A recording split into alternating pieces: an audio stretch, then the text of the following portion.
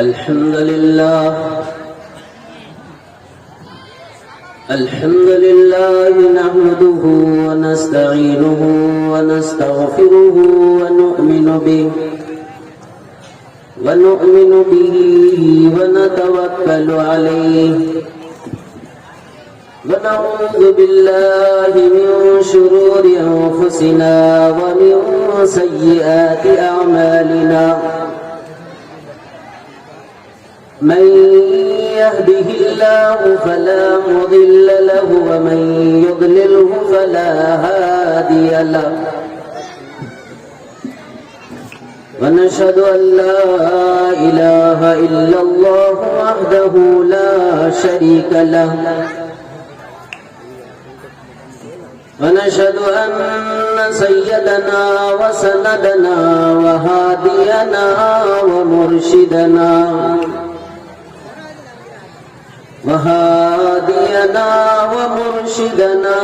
ومولانا محمد وعلى آله وأصحابه أجمعين. صدق الله العظيم وبلغنا رسول النبي الكريم ونحن على ذلك لمن الشاهدين والشاكرين والحمد لله رب العالمين. معزز علماء کرام، دانشوران قوم و ملت، سامنے بیٹھے بزرگان محترم، عزیز بچوں، پردہ نشین ماں اور بہنیں، ہم لوگ آج جس پروگرام میں جس جلسے میں شریک ہیں، اس جلسے کا عنوان ہے حافظ قرآن کی دستار بندی. ماں اور بہنوں سے بھی گزارش ہے آپ لوگ بھی تھوڑا یکسو ہو جائیے اور میری باتوں کو سنیے. اگر آپ 10 مرتبہ دن میں درود پڑھیں گے، نام اعمال پر یہ درود ہمارا لکھا جائے گا. 10 مرتبہ اگر سبحان اللہ کہیں گے تو یہ نام اعمال میں لکھا جائے گا. 10 مرتبہ الحمدللہ کہیں گے تو یہ نام اعمال میں لکھا جائے گا. ہمارے نبی جو کائنات کے سب سے بڑے سمجھدار کائنات کے، انہوں نے فرمایا ہے کہ سب سے بڑا عقل مند انسان کائنات کا وہ ہے جو مرنے سے پہلے مرنے کی تیاری کرے. دیکھیے حدیث کا لفظ کیا ہے؟ عقل مند انسان وہ ہے جو مرنے سے پہلے مرنے کی تیاری کرے. مرنے سے پہلے مرنے کی تیاری کیا ہے؟ بزرگوں یہی چیزیں ہیں. ہم دنیا کے جھمیلوں میں اتنا گھس کے رہتے ہیں نا، عبادات مزے لے کر یکسو ہو کر خوشی اور خضوع کے ساتھ ہم نہیں کر پاتے ہیں. آپ خود اندازہ لگائیے نمازوں کا کیا حال ہے ہمارا. نیت باندھنے سے لے کر سلام پھیرنے تک کتنی مرتبہ کھیت میں، بازار میں، دکان میں گھوم پھر کے آ جاتے ہیں. 4 رکعت نماز میں. قیامت کے دن اگر رب پروردگار یہ فرما دے بندہ میں تجھے معاف کر دوں گا، تو مجھے ایک نماز ایسی دکھا دے جو تکبیر تحریمہ سے لے کر سلام پھیرنے تک تو کسی طرف نہیں گیا تھا، ایک نماز دے دے تو جنت میں چلا جا. ہم میں سے کتنے ہیں جو ہاتھ اٹھا سکتے ہیں؟ یہ ہے ہماری عبادات کا حال. اللہ کے نبی صلی اللہ تعالی علیہ وسلم نے فرمایا عقل مند انسان وہ ہے جو مرنے سے پہلے مرنے کی تیاری کرے. اللہ کے نبی صلی اللہ تعالی علیہ وسلم نے ایک حدیث میں یہ ارشاد فرمایا کبھی بندہ اپنی زبان سے کوئی خیر کا جملہ ایسا نکالتا ہے رب پروردگار کو وہ جملہ اتنا پسند آ جاتا ہے، اتنا پسند آ جاتا ہے، قیامت تک کے لیے اس کی رضامندی لکھ دیتا ہے. اور کبھی بندہ اتنا غافل رہتا ہے، زبان اتنی خراب ہے، جس کو چاہا جو کچھ چاہا بول دیا، زبان پر کنٹرول نہیں. کبھی کوئی جملہ ایسا نکلتا ہے جس جملے کی وجہ سے رب پروردگار اتنا ناراض ہوتا ہے، قیامت تک کے لیے ناراضگی لکھ دیتا ہے. یہ حدیث. تو کیوں نہ ہم اپنی زبان کو اللہ کے ذکر میں مشغول رکھیں. فرمایا مدنی کریم صلی اللہ تعالی علیہ وسلم نے عقل مند انسان وہ ہے جو مرنے سے پہلے مرنے کی تیاری کرے. میں ایک بات بتانا چاہ رہا ہوں، اس لیے ذرا اس کو بار بار میں بول رہا ہوں. میری عادت ہے بار بار بولنا. بعض بزرگوں کی عادت یہ ہے، وہ کہتے ہیں میرے اندر عیب یہ ہے کہ میں ایک بات کو دو بار نہیں بولتا ہوں. میرے اندر عیب یہ ہے کہ میں ایک بات کو بار بار بولنے کی کوشش کرتا ہوں تاکہ سمجھ میں آ جائے. رسول پاک صلی اللہ علیہ وسلم کی عادت شریفہ یہی تھی، آپ ایک بات کو مجمع میں بار بار لوٹا لوٹا کر بولتے تھے. نبی پاک علیہ الصلوۃ والسلام نے ارشاد فرمایا عقل مند انسان وہ ہے جو مرنے سے پہلے مرنے کی تیاری کرے. عقل مند انسان. ابھی ہم ایک کالج کے پروگرام میں تھے، یا ایک بہت بڑے دانشور آئے تھے، عالم دین تھے، مفتی قاضی بھی ہیں، لیکن بڑے جہاندیدہ انسان ہیں. اس پروگرام میں تھے، انہوں نے ایک بات کہی جو میں نے زبردست اس کو نوٹ کیا. کہنے لگے کہ ہم اور آپ کے پیغمبر جناب محمد الرسول اللہ صلی اللہ تعالی علیہ وسلم کو جو نبوت کا زمانہ ملا ہے نا، وہ صرف 23 سال. کتنے؟ 20 سال اور 3 سال. ابھی حضرت مولانا ممتاز صاحب دامت برکاتہم یہی بات کہہ رہے تھے کہ آپ صرف 23 سال میں آپ خود ہی دن تیار نہیں ہوئے، بلکہ آپ نے 1.25 لاکھ شاگرد تیار کیے ہیں. 1.25 لاکھ شاگرد تیار کیے صرف 23 سال میں. تو نبی پاک علیہ الصلوۃ والسلام کو نبوت کا زمانہ ملا ہے 23 سال. 23 سال میں آپ نے جو محنت کی ہے، آپ کی محنت کا نتیجہ یہ ہے کہ قیامت تک آنے والے انسانوں کے لیے آپ نے رہبری کر دی. دنیا کا کوئی سائنس، کوئی ٹیکنالوجی آج کے 50 سال کے بعد کی چیز ایجاد کر کے نہیں چھوڑا ہے، مگر نبی کریم صلی اللہ تعالی علیہ وسلم صرف 50 سال کے بعد کی نہیں ہے. قیامت کب آئے گی کسی کو معلوم نہیں. آج سے 1444 سال پہلے نبی نے جو باتیں کہی تھی، 1400 سال بعد وہ باتیں ثابت ہو رہی ہیں. اور آج کے بعد پھر قیامت کب آئے گی کسی کو معلوم نہیں، لیکن رسول اللہ کی بات سچ ثابت ہوگی. اس دانشور نے ایک بات کہی تھی، اسٹوڈنٹ حضرات اور علماء حضرات توجہ دیں کہ انسان کو جو یہ دماغ ملا ہے نا، دماغ جو ہم کہتے ہیں کہ اس کو بہت دماغ ہے، اس کا ذہن بہت تیز ہے، یہ بہت ہوشیار ہے. یہ جو انسان میں جو دماغ ہے نا، عام انسان جو اپنے دماغ کو اپنے 60 سال اور 70 سال میں جو استعمال کرتے ہیں نا، وہ اس کا 1/3 بھی استعمال نہیں ہوتا ہے، اور اس کی زندگی پوری ہو کے وہ مر جاتا ہے. 1/3 کا مطلب 33%. 100 میں سے 33% بھی بڑا سے بڑا کائنات کا سائنسداں ہو جائے، ٹیکنالوجی کا ماہر ہو جائے، چاند پر جا کر مٹی اتار کر زمین پر لے کر کے آئے، اس کے اوپر جانے کی کوشش کرے، وہ اپنی زندگی پوری کر لیتا ہے اپنے دماغ اور صلاحیت کو لگا کر، تو 1/3 بھی استعمال نہیں ہوتا اور وہ مر جاتا ہے. صرف نبی کریم صلی اللہ تعالی علیہ وسلم کی وہ ذات اقدس ہے جو صرف 23 سال میں اپنے مکمل دماغ کو استعمال کیا ہے. یہی وجہ ہے کہ نبی کریم صلی اللہ تعالی علیہ وسلم صرف 23 سال میں قیامت تک آنے والے انسانوں کے لیے ہدایت اور رہبری کا سامان دے دیا. تو آپ اندازہ لگائیے کہ نبی کتنے بڑے عقل مند ہیں، جس نے پوری عقل کو استعمال کیا ہے اللہ کی توحید کے لیے اور اپنی نبوت اور رسالت لوگوں کو پہچانوانے کے لیے. وہ کائنات کا سب سے بڑا عقل مند پیغمبر، وہ کہتے ہیں کہ عقل مند انسان وہ ہے جو مرنے سے پہلے مرنے کی. میں اس طرح یہاں فٹ کرنا چاہ رہا ہوں. ایک بہت بڑا سائنسداں اگر کہتا ہے تو ہم کیا کہتے ہیں کہ ایک بہت بڑے سائنسداں نے یہ بات کہی ہے، کوئی معمولی بات نہیں ہے. اگر کوئی بہت بڑے MBBS MD ڈاکٹر یہ بات کہے تو ہم کہتے ہیں کہ یہ کوئی معمولی ڈاکٹر نہیں ہے، یہ MD اور MBBS ہے. تو ہم بھی کہتے ہیں کہ مرنے سے پہلے مرنے کی تیاری کرو، یہ عقل مندی ہے. یہ کائنات کے سب سے بڑے عقل مند پیغمبر نے فرمایا. ایک چھوٹا سا قصہ سنا دوں. ایک بزرگ تھے، ان کے یہاں مجلس لگی تھی. ان کے یہاں مجلس لگی تھی، تو حضرت نے فرمایا یہی حدیث کہ مرنے سے پہلے مرنے کی تیاری کرو، مرنے سے پہلے مرنے کی تیاری کرو۔ تو ایک صاحب آ کر کہنے لگے کہ جناب والا میں مرنے سے پہلے مرنے کی تیاری کروں تو کب کروں؟ تو کہنے لگے بہت آسان ہے، مرنے سے ایک دن پہلے تیاری کر لو، کیا مشکل ہے؟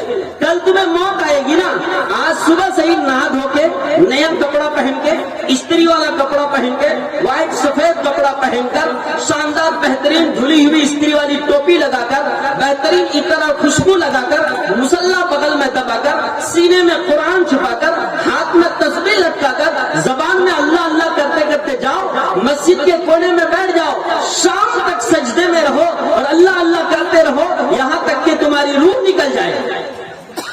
مرنے سے ایک دن پہلے تیاری کر لینا، اس لیے کہ حدیث میں نبی پاک علیہ السلام نے ارشاد فرمایا انما الاعمال بالخواتیم، بندے کے آخری عمل کا اعتبار ہوگا، تو تم آخری دن تیاری کر لو، جنت میں چلے جاؤ۔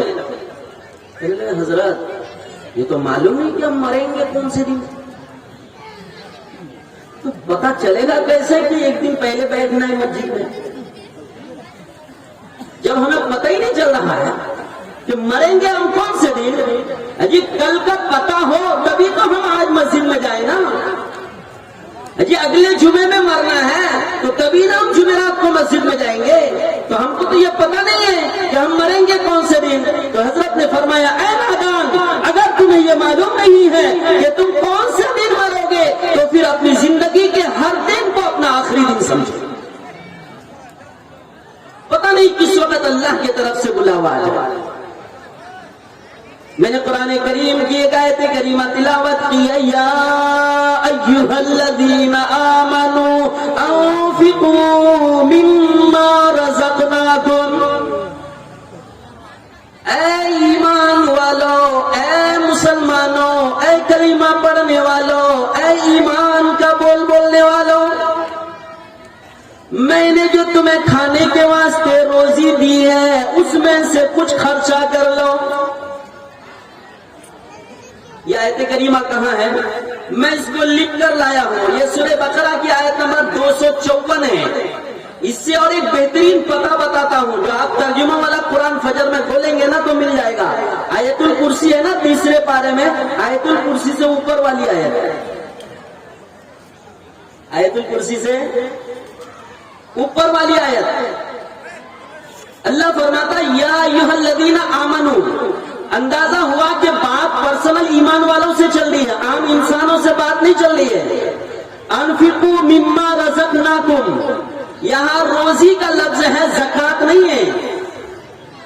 اللہ فرماتا ہے میں نے جو تمہیں روزی دی ہے نا کھانے کے واسطے، اس میں سے کچھ تم اللہ کی راہ میں خرچ کرو، یہ خرچ تم کر لو اس دن کے آنے سے پہلے، من قبل ان یاتی یوم لا بیع فیہ ولا خلۃ ولا شفاعہ۔ دیکھیں سمجھے گا، میں قرآن کی آیت کی تھوڑی تفسیر کر رہا ہوں، اس میں 3 جملے ہیں۔ اللہ فرماتا ہے کہ میں نے جو تمہیں روزی کھانے کے لیے دیا ہے، اس سے اندازہ ہوتا ہے کہ اس سے امیر اور مالدار لوگ ہی مراد نہیں ہیں، بلکہ عام مڈل کلاس کے درمیانی متوسط درجے کے جو لوگ ہیں نا، جو کماتے کھاتے ہیں روز، جن کو روٹی میسر ہو جاتی ہے، کھانا میسر ہو جاتا ہے آسانی سے، اللہ ان سے کلام کرتا ہے۔ اور الحمدللہ الحمدللہ کوئی بھی بھوکا نہیں سوتا، سب کھا کے ہی سوتے ہیں۔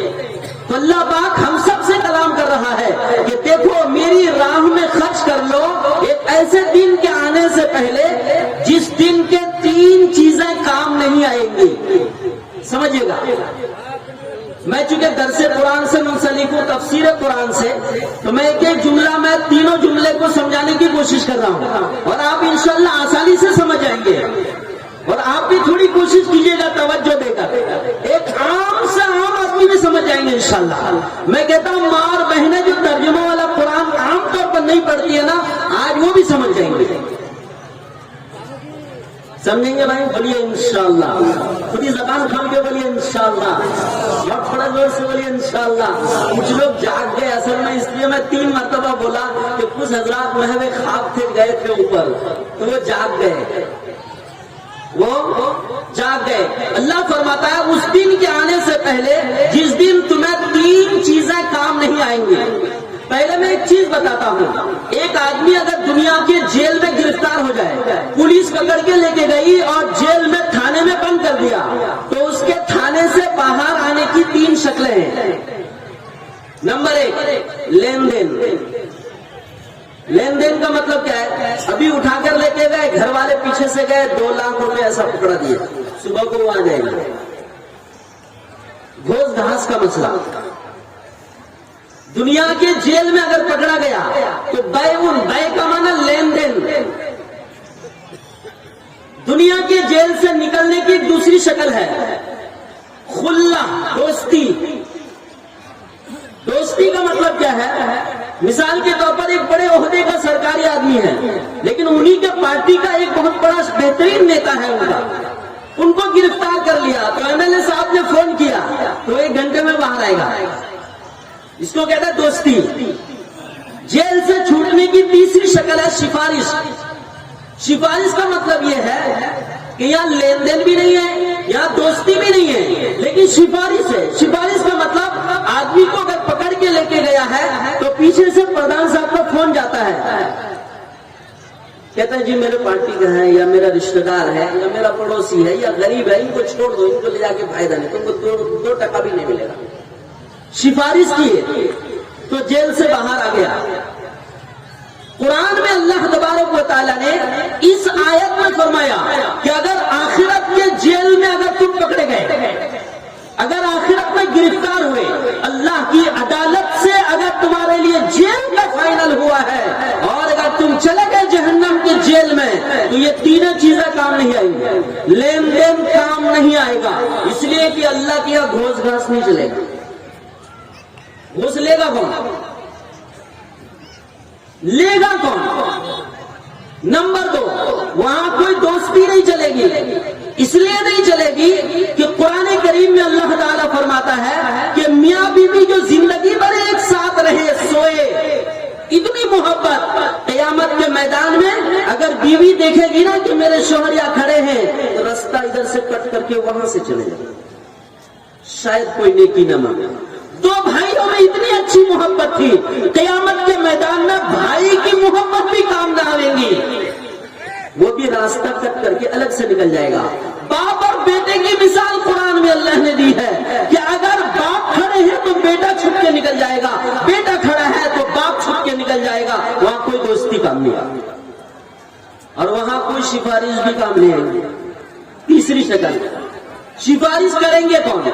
جائیں گے آدم علیہ السلام کے پاس، اے اللہ کے پہلے پیغمبر، کائنات کے سب سے پہلے انسان، پہلے پیغمبر، رب پروردگار کی عدالت میں سفارش کر دیجئے. کہنے لگے نہیں میں کسی کا سوال نہیں کرتا، میں خود آج پریشان ہوں، رب پروردگار کی جلال سے میں پریشان ہوں.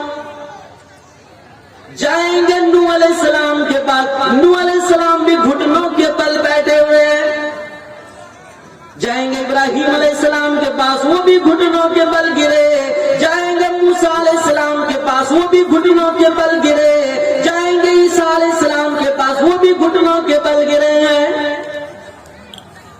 جب اتنے بڑے بڑے انبیاء علیہ السلام گھٹنوں کے بل گر کے اللہ کے جلال کو دیکھ کر کانپ رہے ہوں گے، تو کون ہے جو ہماری سفارش کریں گے؟ فون کریں گے؟ ہے کوئی کریں گے؟ کوئی کریں گے بھائی سفارش؟ تو اللہ فرماتا ہے یا ایھا الذین آمنوا، اے مومنوں، اے ایمان والو، اے مسلمانوں، اے کلمہ پڑھنے والوں، انفقوا مما رزقناکم، اللہ نے جو تمہیں دیا ہے نا روزی، اس میں سے خرچہ کرو. اس دن کے آنے سے پہلے کہ جس دن اگر تم پکڑے گئے تو 3 چیزیں کام نہیں آئیں گی. 3 چیزیں کام نہیں آئیں گے. یہ ہے قرآن کریم کی آیت. اللہ تبارک و تعالی نے فرمایا والکافرون هم الظالمون، اس نظام کا انکار کریں گے نا وہ ظالم ہوں گے. میں نے بتا دیا نا خرچ کرنے کے لیے خرچ کرو. یہ اللہ کی شان ہے جو شہنشاہی انداز میں اللہ بیان فرماتا ہے. وَالْكَافِرُونَ هُمُ الظَّالِمُونَ. یہاں کافر کا ترجمہ انکار کرنے والا. کافر کا ترجمہ وہ نہیں جو لوگ غیر مسلم ہیں. جو لوگ میرے اس بتائے ہوئے نظام کا انکار کریں گے وہ ظالم ٹھہریں گے. اب اللہ فرماتا ہے ظالم کون؟ جس کے پاس جا کر ہم کو جا کے پناہ لینا ہے, جس کے رحمت کی آس ہے اور امید ہے, وہی پروردگار ہم کو ظالم لکھ دے تو. بزرگوں ایک یہ بات دھیان میں رکھیے, میں پوائنٹ ٹو پوائنٹ بول رہا ہوں, مکس کر کے نہیں. اب میں ایک قصہ سناتا ہوں. یہ قصہ حدیث آیت کریمہ کی تفسیر میں ہے. یہ سورہ توبہ کی آیت نمبر 78 آیت نمبر 78 کی تفسیر میں علامہ تفسیر ابن کثیر میں یہ واقعہ لکھا گیا ہے. ایک آدمی ہے, ان کا نام ہے ثعلبہ ابن حاطب, ثعلبہ ابن ابی حاطب. چونکہ میں آپ کے سامنے بول رہا ہوں تو میں اس پر زیادہ تحقیقی بات نہیں کروں گا کہ یہ ثعلبہ ابن ابی حاطب کون ہے.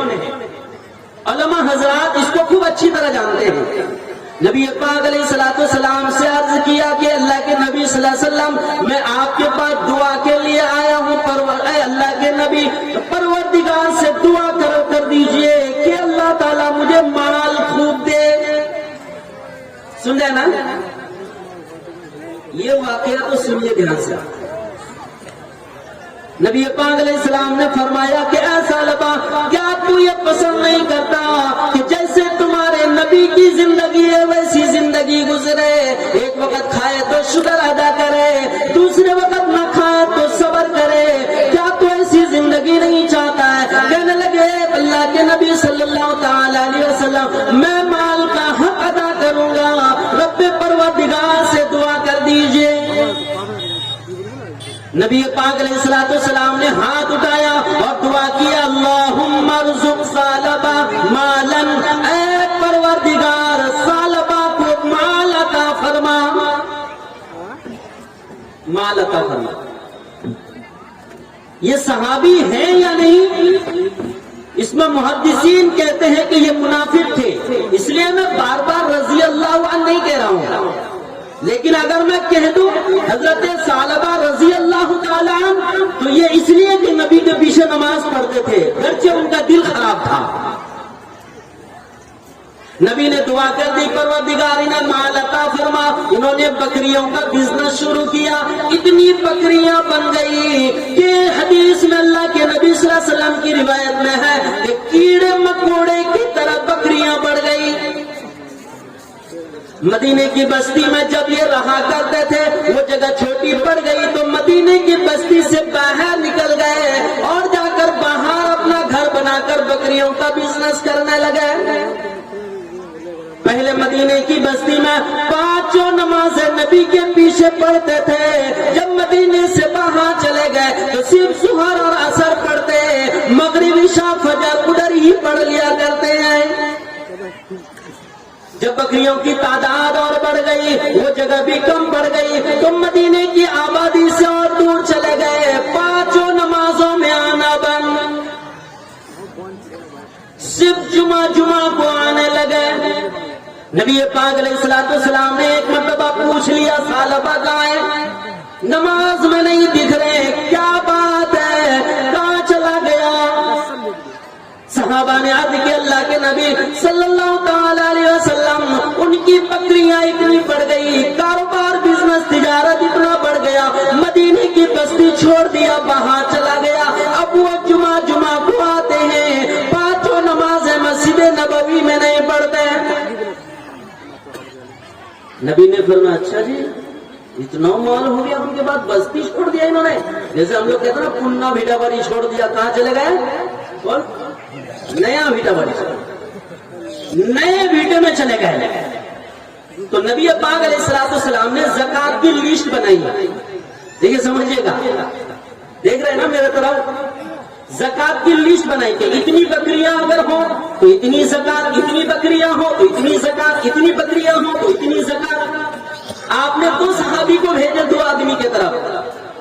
ایک صحابی رسول حضرت ثعلبہ رضی اللہ تعالیٰ عنہ، ان کے پاس گئے اور جا کر کے یہ پرچی دکھائی، کہنے لگے اللہ کے نبی صلی اللہ تعالیٰ علیہ وسلم نے زکات وصول کرنے کے لیے بھیجا ہے، دیکھو اتنی بکریاں ہیں تو اتنی زکات میں دو، اگر 50 ہے تو اتنی دو، 100 ہے تو اتنی دو، 200 ہے تو اتنی دو، 500 ہے تو اتنی دو۔ وہ پرچی ہاتھ میں لیا، دیکھ کر یوں کہا مجھے تو یہ جزیہ ٹیکس لگ رہا ہے، پتہ نہیں اس میں کیا لکھا ہے۔ خط ہے کس کا؟ رسول اللہ۔ ان کو کہہ بھائی آگے چلے جاؤ، واپسی میں دیکھیں گے۔ وہ صحابی آگے چلے گئے دوسرے بزنس مین کے پاس، ان کے پاس سے لے کر کے آئے، ان سے کہا کہ بھائی ابھی بولو تو میں بعد میں سوچوں گا کیا کروں گا۔ تھے ہی منافق، لیکن رسول اللہ کے پیچھے نماز پڑھتے تھے جب مدینے میں تھے تو۔ نبی پاک علیہ الصلوۃ والسلام کے پاس یہ عامل زکات وصول کرنے والے صحابی واپس آئے، آ کر کہنے لگے اللہ کے نبی صلی اللہ علیہ وسلم آپ نے جن کے حق میں مال کے پڑھنے کی دعا کی تھی، اتنا اکڑ آیا کہ آپ کی پرچی کو دیکھ کر انہوں نے جزیہ ٹیکس قرار دیا، زکات دینے سے انکار کر دیا ہے۔ راہ خدا میں غریبوں کا جو مال ہے وہ دینے سے انکار کر دیا ہے، اے اللہ کے نبی کیا کروں؟ نبی نے فرمایا یا ویحا ثعلبہ، اے ثعلبہ کی تباہی۔ یہ آواز نکلنی تھی، عرش میں جا کر آواز پکڑا گئی۔ جبریل علیہ السلام آئے، آ کر کے کہنے لگے اللہ کے نبی صلی اللہ تعالی علیہ وسلم اب اگر یہ ثعلبہ واپس کبھی آیا مال لے کر، اس کا مال قبول کرنے کی اجازت نہیں۔ کسی صحابی نے جا کے کہہ دیا کہ تمہارے لیے نبی نے بد دعا کر دی، یا ویح ثعلبہ، ثعلبہ کی تباہی ہو۔ وہ کانپ گیا، بلبلا گیا، اور اچھی اچھی بکریوں کو تلاش کر کے اس کو چن چن کر کے بڑی تعداد میں لے کر نبی کے پاس آ گئے، اور آ کر کہنے لگے اللہ کے نبی صلی اللہ تعالی علیہ وسلم یہ میری زکات ہے، میں معافی چاہتا ہوں، قبول کر لیجئے۔ نبی نے فرمایا عرش سے منع ہو گیا ہے۔ یوں زمین سے مٹی اٹھائی اور یوں ناک میں پیشانی میں رگڑتے ہوئے جا رہا ہے، اب تو میری ہلاکت مقدر ہو گئی، اب تو میری بربادی مقدر ہو گئی۔ نبی نے انکار کر دیا، نبی پاک علیہ الصلوۃ والسلام کا وصال ہو گیا، زمانہ گزرا، زمانہ آیا حضرت ابوبکر صدیق رضی اللہ تعالیٰ عنہ کا 2 سال 2 مہینے 10 دن آپ کی حکومت رہی۔ وہ مال لے کر کے آیا اور آ کر کہنے لگا اے امیر المومنین میرا مال قبول کر لیجئے۔ حضرت ابوبکر رضی اللہ تعالیٰ عنہ کہنے لگے جس مال کو اللہ نے ریجیکٹ کیا ہے، جس مال کو نبی نے ٹھکرایا، میں ابوبکر بھی قبول نہیں کرتا۔ 2 سال 2 مہینے 10 دن کی خلافت کے بعد زمانہ آیا حضرت عمر ابن الخطاب رضی اللہ تعالیٰ عنہ کا، 10 سال 2 مہینے 10 دن حکومت رہی، خلافت رہی۔ وہ بکریوں کو لے کر کے آیا، آ کر کہنے لگا اے امیر المومنین میری زکات قبول کر لیجئے۔ حضرت عمر رضی اللہ تعالیٰ عنہ کہنے لگے جس مال کو اللہ نے دفع کیا، جس مال کو نبی نے ریجیکٹ کیا، جس مال کو ابوبکر نے قبول نہیں کیا، میں عمر بھی قبول نہیں کرتا۔ زمانہ آیا عثمان غنی رضی اللہ تعالیٰ عنہ کا، انہوں نے بھی ٹھکرا دیا، کہنے لگے میں بھی قبول نہیں کرتا۔ تفسیر میں یہاں تک ہے، میں نے جس تفسیر کا حوالہ دیا ہے تفسیر ابن کثیر، اس کے آگے اس کی تشریح میں ایک محدث لکھتے ہیں کیونکہ ثعلبہ روتا ہوا چلا گیا بکریوں کو لے کر کے، اور مدینے کے اطراف میں یوں اعلان کر دیا او مدینے کے غریبوں، او مدینے کے فقیروں، اے محتاجوں، اے ضرورت مندوں، آ جاؤ سب کوئی، آ جاؤ ثعلبہ کے مال میں سے جس کو جتنا لینا ہے لے کر چلے جاؤ۔ چاروں طرف سے فقیر غریب محتاج مسکین لوگ نکل کے آئے، کسی نے یہ کہہ دیا